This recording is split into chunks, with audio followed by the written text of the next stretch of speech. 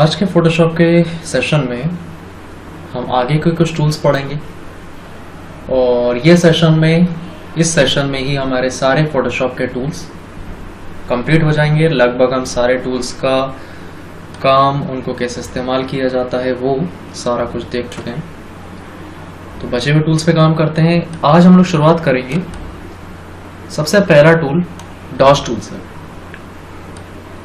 DOS tool का काम होता है कि किसी भी इमेज के कुछ पोर्शन को थोड़ा सा लाइट कर देना। जैसे मेरे पास एक इमेज है, अब मैं चाहता हूं इस इमेज का कुछ पोर्शन जो है वो थोड़ा सा लाइट हो जाए, तो मैं डॉस टूल लूंगा।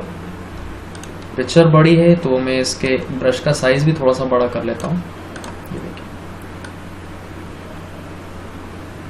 अब मैं इसे क्लिक करके जहां जहां पर लेकर जाऊंगा, इमेज का वो हिस्सा थोड़ा सा लाइट कलर का होता जाएगा, वहां पे ग्लो आता जाएगा।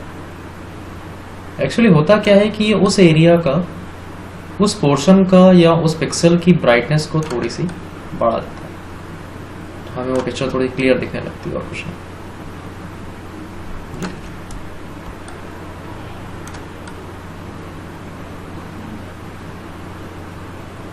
तो वो थोड़ा सा लाइट होता जाएगा पोर्शन। नेक्स्ट इसके बाद होता है बर्न टूल। बर्न टूल इसका जस्ट अपोजिट है। डॉस टूल पिक्सल्स को लाइट करता है, जबकि बर्न टूल पिक्सल्स को डार्क कर देता है। बर्न मतलब होता है जलाना,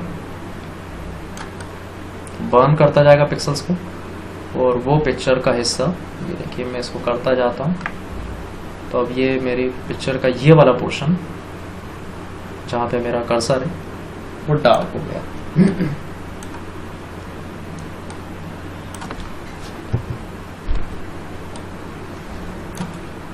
ये वाला पोर्शन भी डार्क करना है, तो इसको भी हम डार्क कर सकते हैं। टाइम लग रहा है तो एक्सपोजर के अंदर 50% है, इसको आप बढ़ा सकते हो। मैं 100% कर दिया, तो अब एक आध दो स्ट्रोक में ही वो पिक्सल अच्छी खासे डार्क हो जाएंगे। इमेज को नॉर्मल करना है तो वापस फाइल में गए, रिवर्ट, जैसी इमेज पहली थी वैसी हो जाएगी। तीसरा टूल जिसको लेके हम बात करेंगे वो है स्पॉन्ज टूल। स्पॉन्ज टूल का काम क्या है, इसके लिए मैं पिक्चर चेंज करूंगा। मैं वापस ये मिकी वाली पिक्चर ले लेता हूं। अभी जो मेरी ये पिक्चर है मिकी की, ये कलरफुल है। मैं चाहता हूं इसको लाइट करना, मतलब इसके कलरफुल हैं, तो स्पॉन्ज टूल लिया।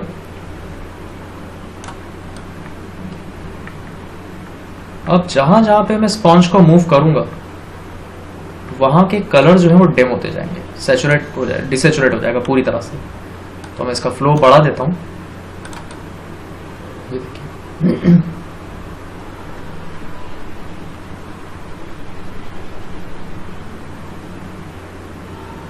वो मिकी के सारे कलर्स लेता जाएगा।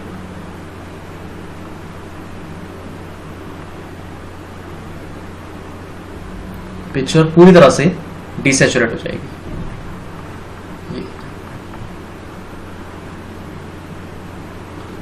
इसके शार्पनेस, पिक्चर की फीचर्स सारी हट जाएगी।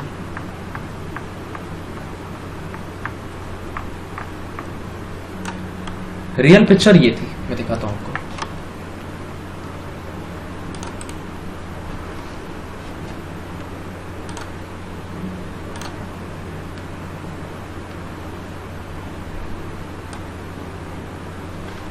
ये रियल पिक्चर है और ये स्पॉन्ज टूल से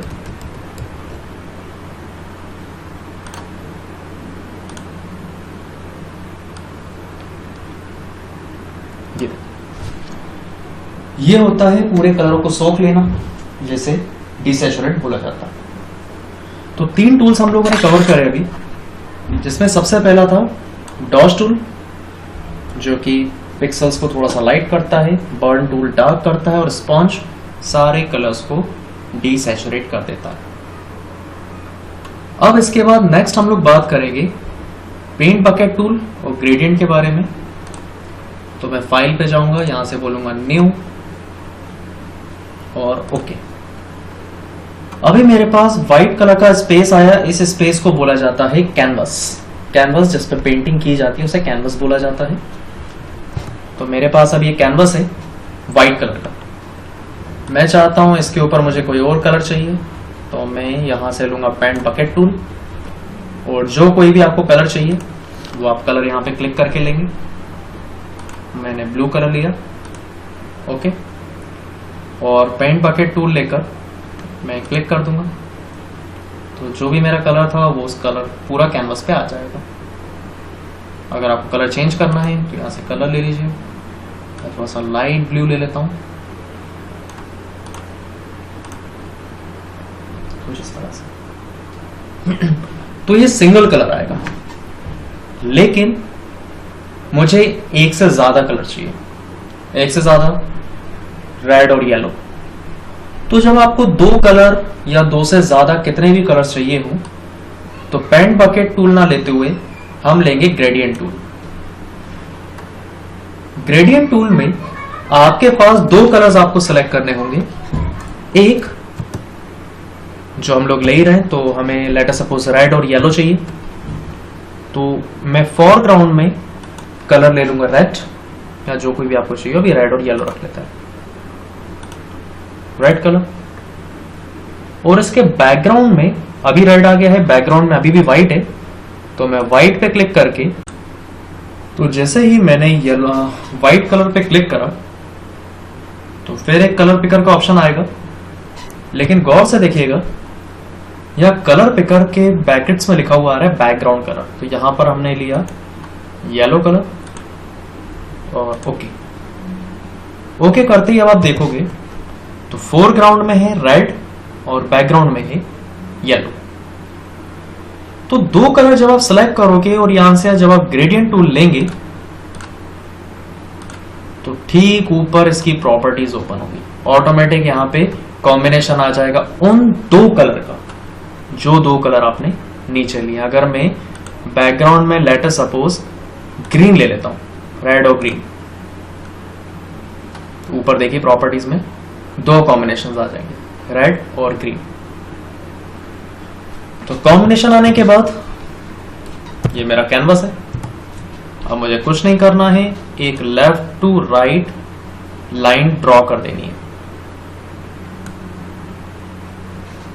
तो यहां से मैंने अपना पॉइंटर शुरू करा था मूव करना, वो रेड है और आखिर तक जाते जाते वो ग्रीन हो जाएगा। अगर मैं डायगोनली लाइन ड्रॉ करता हूं एक कॉर्नर से दूसरे कॉर्नर पे, तो डायगोनल कलर्स आएंगे। शुरुआत होगी हमेशा रेड से, खत्म होगा हमेशा ग्रीन पे। क्यों? क्योंकि कॉम्बिनेशन हमारा दो है, रेड और ग्रीन का। अगर मैं दो कॉम्बिनेशन ले लेता हूं, रेड और येलो, तो यहां ऊपर आ जाएगा कॉम्बिनेशन रेड और येलो का। ये मैंने लाइन ड्रॉ करी, रेड और येलो। तो किसी भी एक ग्रेडियंट फ्लो यानी एक से ज्यादा कलर्स को लाने के लिए ग्रेडियंट टूल का इस्तेमाल किया जाता है, जबकि पेंट बकेट टूल में एक समय में एक ही कलर आता है। तो ये थे हमारे सारे रास्टर ग्राफिक्स टूल्स, यानी ऐसे टूल्स जो पिक्सेल्स पे काम करते हैं। इसके पहले जो टूल्स थे वो थे सिलेक्शन टूल। अब हम लोग बात करने वाले हैं कुछ वेक्टर ग्राफिक्स टूल्स के बारे में, जिनमें से सबसे पहला है टेक्स्ट टूल। अगर आपको कुछ टाइप करना है तो टेक्स्ट टूल लेंगे, क्लिक करा, यहां साइज ले लेंगे, कितना ज्यादा बड़े पिक्सल्स में आपको साइज चाहिए। मैंने कहा 30 पिक्सल्स। कलर क्या होना चाहिए? मैंने कहा कलर होना चाहिए let us suppose black, okay. और लैंग्वेज कौन सी हो? दूसरा फॉन्ट कैसा हो? मैंने कहा बोल्ड हो, क्लिक करा। और जो भी टेक्स्ट आप लिखना चाहो, लेट अस सपोज मैंने लिखा सनी ग्रुप। सनी ग्रुप लिखते ही आपके कीबोर्ड में 2 एंटर होंगे। अगर आप लैपटॉप यूज कर रहे हैं 11 इंच का तो उसमें 1 एंटर होगा, और यदि आप एक डेस्कटॉप का कीबोर्ड यूज कर रहे हैं तो वहां 2 एंटर होंगे। जो बीच वाला एंटर होता है शिफ्ट बटन के ऊपर वाला, अगर आप वो प्रेस करेंगे तो कर्सर आपका न्यू लाइन में आ जाएगा, सेकेंड लाइन। फिर मैंने शिफ्ट के ऊपर वाला एंटर बटन प्रेस करा तो कर्सर मेरा आ गया थर्ड लाइन में, जहां पे मैं थर्ड लाइन लिख पा रहा हूं। अब बात आती है एंटर की बात हम कर क्यों रहे हैं, क्योंकि ध्यान रखें, यदि आप शिफ्ट के ऊपर वाला एंटर बटन प्रेस करेंगे तो कर्सर न्यू लाइन में आएगा, ये देखिए सेकेंड लाइन में, ये थर्ड लाइन में। लेकिन मैं चाहता हूं कि जो सनी ग्रुप लिखा है ये मेरा टेक्स्ट फाइनल है, अब इसके बाद मुझे कुछ और नहीं लिखना है।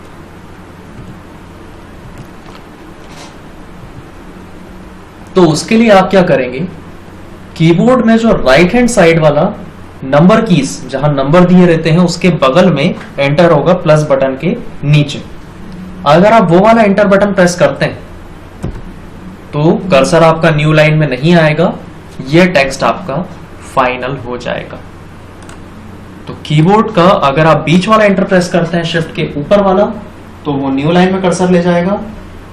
यदि आप प्लस के नीचे वाला एंटर बटन प्रेस करते हैं, नंबर कीज के साइड वाला एंटर बटन अगर आप प्रेस करते हैं तो वो टेक्स्ट आपका फाइनल हो जाएगा। अब रहा सवाल कि कोई लैपटॉप यूज कर रहा है 11 इंच का जिसमें एक ही एंटर बटन होता है, तो अगर वो अपना एंटर बटन प्रेस करेंगे तो उनके पास शिफ्ट के ऊपर वाला एंटर होगा और जैसा काम अभी हो रहा है वैसा काम तब भी होगा। क्या काम, कि कर्सर आपका न्यू लाइन में आ जाएगा। लेकिन हम चाहते हैं कि टेक्स्ट फाइनल हो जाए, तो उसके लिए राइट हैंड साइड वाला नंबर लॉक के बगल में एंटर बटन 11 इंच के कीबोर्ड लैपटॉप में 11 इंच के लैपटॉप में नहीं होगा। तब आपको क्या करना है, आपके पास ले दे के एक ही बटन है एंटर बटन, तो आपको एंटर बटन प्रेस करना है लेकिन कंट्रोल बटन के साथ। तो यहां पर भी मैं कंट्रोल बटन के साथ शिफ्ट के ऊपर वाला एंटर प्रेस करूंगा तो भी मेरा टेक्स्ट फाइनल हो जाएगा। ये की कॉम्बिनेशन याद रखिएगा। चलिए, तो ये था टेक्स्ट टूल किसी भी टेक्स्ट को लिखने के लिए। ठीक इसके नीचे आपको मिलेगा शेप टूल, जिसमें आप कुछ बेसिक शेप ड्रॉ कर सकते हैं पेज मेकर की तरह। रेक्टेंगल लिया है तो एक रेक्टेंगल या फिर एक स्क्वायर ड्रॉ होगा। अभी जो रेक्टेंगल के बीच में कलर आ रहा है ये ब्लैक कलर आ रहा है, क्यों? क्योंकि ऊपर एक प्रॉपर्टी सिलेक्ट है फिल, जो हमें पेज मेकर में भी मिली थी। तो मैं फिल को कर देता हूं रेड, तो ये देखिए अंदर मेरा हो गया रेड। और स्ट्रोक यानी कि लाइंस, इसको कर देता हूं मैं ब्लू, तो जो बॉर्डर है वो ब्लू कलर की हो जाएगी। और यहाँ पे कुछ बेसिक शेप्स दिए हुए हैं। राउंडेड रेक्टेंगल टूल, जिसमें रेक्टेंगल बनेगा जिसके कॉर्नर्स जो है वो राउंड है। इसके बाद है एलिप्स टूल, जिसमें एक एलिप्स ड्रॉ होगा, हॉरिजॉन्टल एलिप्स या वर्टिकल एलिप्स, जो भी आपको जैसा भी चाहिए हो।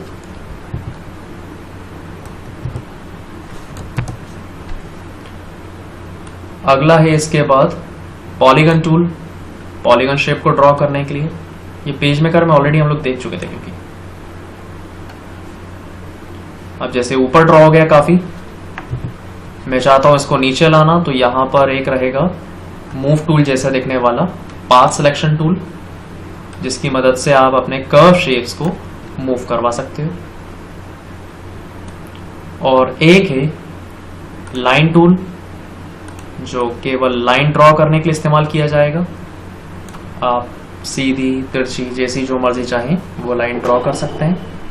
मैं आसानी ग्रुप के नीचे लाइन ड्रॉ कर देता हूं।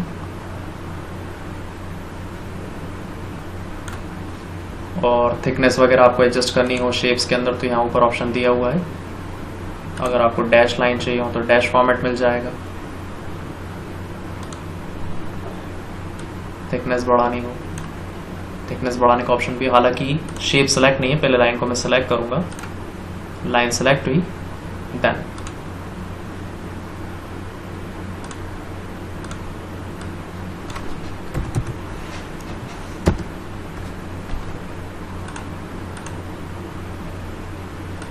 अगला टूल है इसके बाद कस्टम शेप टूल्स, इसको मैंने हटा दिया भी।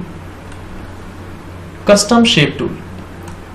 कस्टम शेप टूल यानी कि जैसे आप कस्टम शेप टूल लेंगे तो राइट हैंड साइड पे कुछ ऑप्शंस आ जाएंगे।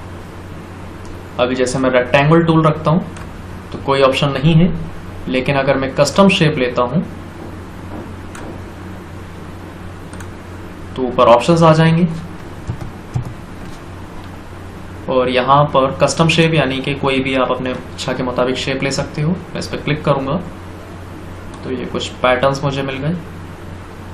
जो जैसा भी आपको शेप चाहिए हो, मैं ये क्राउन ले लेता हूं और मैं क्राउन लेने के बाद यहां ड्रॉ करूं।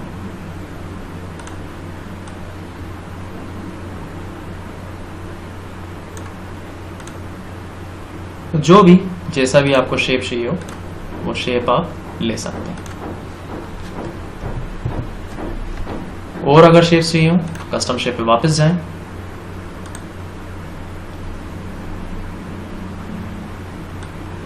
काफी सारे शेप्स यहां पर दिए हुए हैं।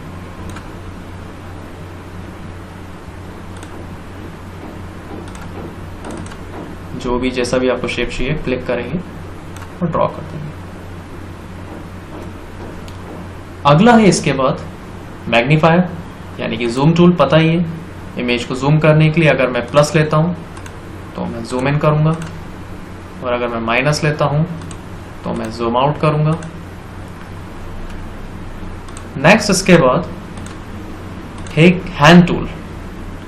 हैंड टूल का इस्तेमाल होता है पिक्चर को ग्रैब करके मूव करने के लिए। ग्रैब मतलब पकड़ के मूव करने के लिए। मैं क्लिप करता जाऊंगा और अपने पिक्चर को आसानी से कहीं भी मूव करवा सकता हूं। इसका शॉर्टकट होता है स्पेस। आपके पास कोई भी टूल हो, जैसे मेरे पास एक ब्रश टूल है,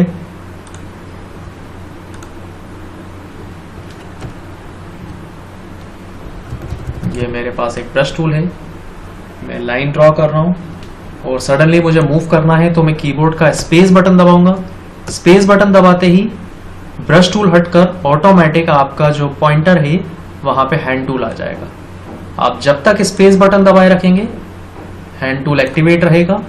जैसे ही आपने स्पेस बटन छोड़ा हैंड टूल हट जाएगा और जो टूल आपका सेलेक्ट है वो वापस आ जाएगा। तो कभी भी आप हैंड टूल का इस्तेमाल कर सकते हैं जब आप जूम इन करे हुए हैं और इमेज को आपको मूव करना है। तो इस वीडियो सेशन में हमने सारे टूल्स कंप्लीट कर लिए हैं। 4 वीडियोस में जाकर हम लोगों के फोटोशॉप के टूल्स कंप्लीट हुए। नेक्स्ट सेशन बहुत इंपॉर्टेंट होगा क्योंकि उसमें मैं लेयर्स पे आपको काम करना बताऊंगा। और ये रहा सबसे पहले उस सवाल का जवाब कि फोटोज पे अगर एडिटिंग करनी है तो उसके लिए पेंट ब्रश भी हम लोगों के पास होता है, लेकिन फोटोशॉप ही क्यों? क्योंकि फोटोशॉप में पाई जाती हैं लेयर्स। तो लेयर क्या है, क्यों है, ये मैं आपको नेक्स्ट सेशन में बताऊंगा।